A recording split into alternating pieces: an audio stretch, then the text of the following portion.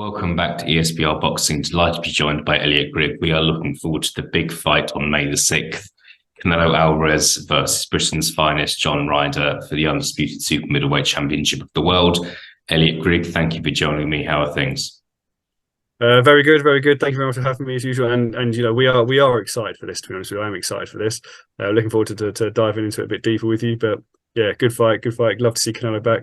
Britain's finest, John Ryder as well. So yeah, looking forward to it, mate. Let's crack on.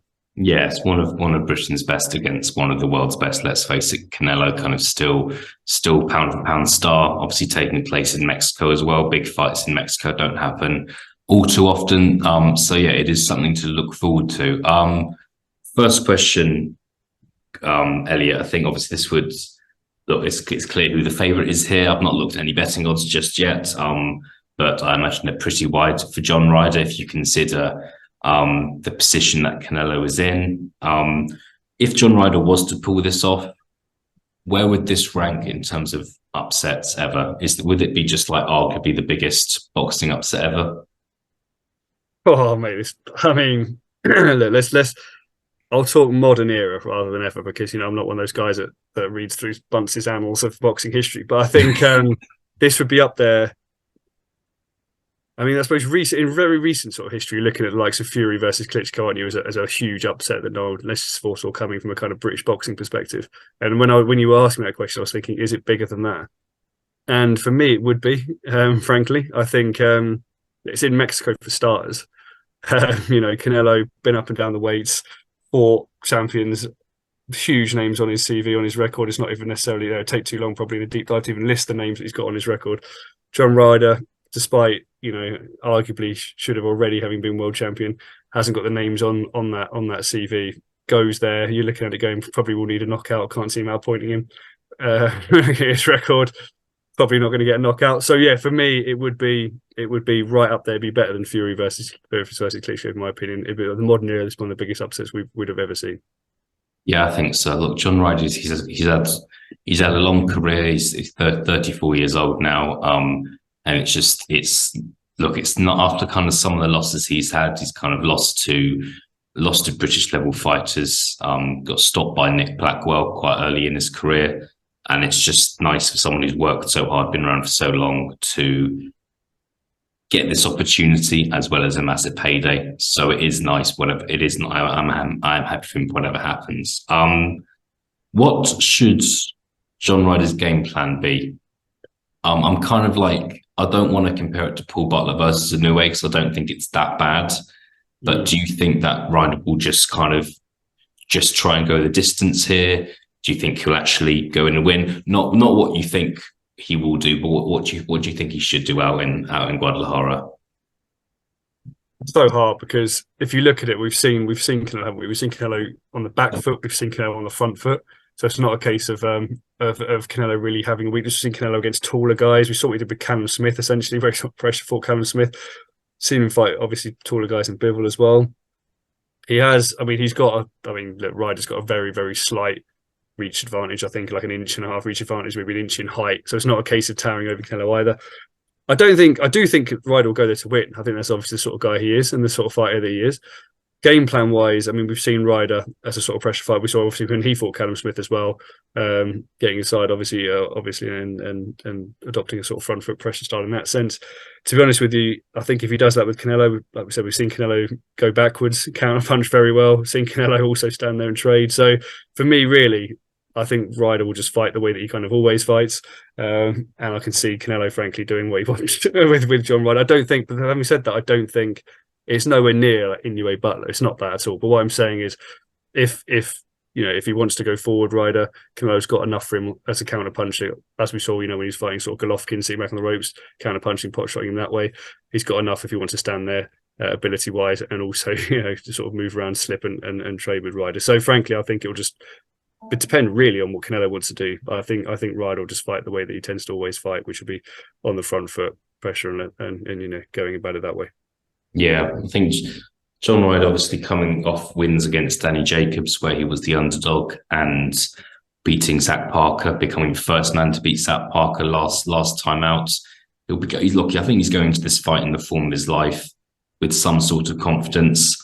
I think what interests me is on this kind of grand stage, does he freeze? Obviously, he's like it's in a stadium. There's going to be a lot of screaming Mexicans. It's Cinco de Mayo weekend. Canelo's been in however many massive fights now. That's what interests me. Some fighters would freeze on the occasion, but I really hope that doesn't happen with John Ryder. Just diving a little bit deeper into Canelo now, Elliot. I think Canelo, he's had over 60 fights. Obviously, had a loss to Bivol last year. He's 32 now. He's been a pro for 15 years, over 15 years. Do you think Canelo is past his peak now? Tough question, but I'm asking it. Yes, in a word, yes. But his peak is still higher. He's not his peak. His current level is still above a lot of fighters in and around that super middleweight division, frankly. So I feel like, look, like you said, he's been fighting, what was he, 15 when he turned pro, and he's fighting mad grown men at the age of 15. And like you said, he's been in numerous championship fights. He's been up and down divisions. He's fought, tough opponents. He's gone away, obviously, as well. He's fought in, obviously, the US and recently, in fighting the likes of Kovalev, fighting the likes of, I'm thinking about Run. I was just looking at Run actually around super middleweight. Obviously fought Smith, fought Plant, fought Saunders. And at that point, he was still, in my mind, still the Canelo of the level we expected. I think, he handled those guys superbly. I suppose when we're looking at it really as a decline, not necessarily against Bivol, good fight against Bivol, but obviously Bivol division above. And I think people were surprised, at Bivol's potential boxing ability, sort of handle him there. But mostly the last fight against Golovkin, where you're looking at Golovkin, a shade of the former Golovkin, and Canelo kind of that in that fight, not necessarily looking his best, not the great spectacle. But then equally, he's had surgery after it, so it's a hard answer. You can sit there and go, maybe he was injured, maybe he was just tired, fighting like 3 times a year, whatever. I do think he's on the decline, though. I do think that, and I just think it's understandable given how many years, how many people do you see that have been in boxing for 15 plus years at a level that Canelo's operating at? Frankly, it'd be a surprise in some ways if he was able to go to sort of the U6, 36, 37 years old, sort of age. So I do think he's on the decline, but I have to caveat that also by saying that his current level is probably, in my mind, enough for a lot of those guys, especially around super middle, even around middleweight. I think he kind of, maybe with the exception of Benavidez, I think he beats most of them, frankly.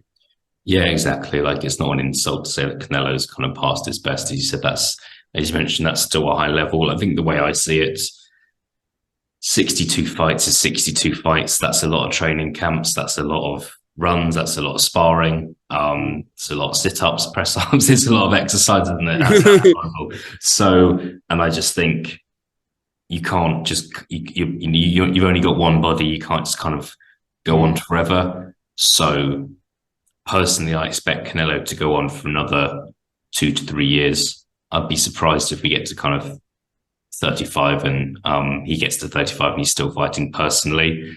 And it'll be interesting to see what he does and what he wants to achieve, because he's achieved so much. Want to look past this fight, which I know we shouldn't do, but we're about to do it. Assuming Canelo does beat John Ryder, which he's expected to. First question I've got for you, Elliot: will we see Bivol versus Canelo 2 later this year?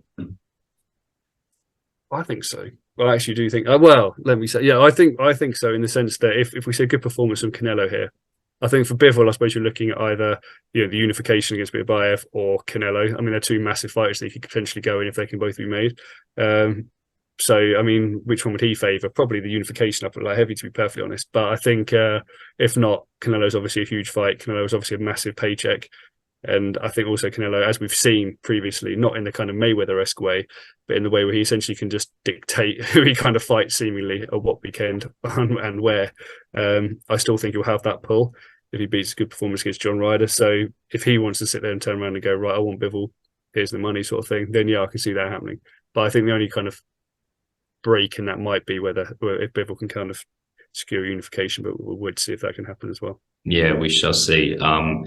If the Bivol fight wasn't to happen next, for whatever reason, do you think we will see Canelo fight David Benavidez? I So I feel mean, like that's the demand. that's the Right, yeah. demand. But I mean, I just think, I mean, if you're Canelo, obviously that's a tough night, isn't it? Frankly, with the videos, and also, style wise, experience wise, general sort of miles on the clock wise. Do you want that fight? I mean, is that going to be as lucrative possibly as some other challenges? I mean, to be honest with you, I think Canelo would take it. Canelo's not a man. I'm not going to sit here and say Canelo duck fighters. That'd be outrageous. But I also feel like I don't feel like that's a fight that he would necessarily want either, if that makes sense. I feel there's other fights, there's other challenges out there that are probably more appealing for less of a tough night. To be perfectly honest. Interesting. We'll see. I think obviously Matchroom have signed Edgar Belanga, who's fighting Jay Quigley in the next few weeks.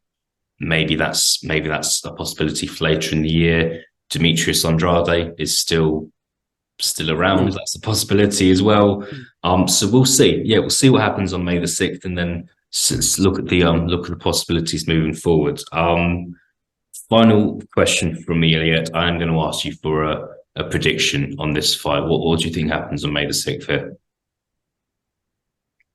Canelo victory, obviously, and I think, I mean, if the Canelo turns up before Saunders and Plant, then I can see a stoppage. Actually, to be perfectly honest, but equally, I'll go actually mid to late stoppage for Canelo. I think he'd be motivated by being the homecoming fight, like I said, being a stadium. And I think if he post surgery, whatever, if he's feeling good, I think a stoppage on the card here, frankly, mid to late rounds. But I'd like to caveat that also by saying I think John Ryder, he deserves a payday. He deserves to come out. He deserves to hopefully puts in a good performance, like Saunders did in a way, elevated himself even though he lost. I wish that for John Ryder, but I can't see anything past a Canelo victory, frankly. Yeah, we'll see. I think I agree with you. I struggle to see this going the distance personally. I think if Canelo doesn't get the stoppage, we would kind of have to go back to our question about whether he's past his peak. If he can't stop John Ryder, then I do think some questions have to be asked. But that's with all due respect to John Ryder. I just think, unfortunately, Canelo, is an elite level fighter, and unfortunately, John Ryder's not. But yeah, we'll see what happens on May the 6th. I'm looking forward to this one still, although kind of we're quite confident over who's going to win. It's John Ryder's big opportunity. Interested to see kind of how Canelo looks at this stage of his career as well, what his performance is like. But yeah, looking forward to this one. Elliot, Grigg, thank you for joining me as always, and I'll speak to you again soon. Thank you very much. And as always, thank you guys for watching.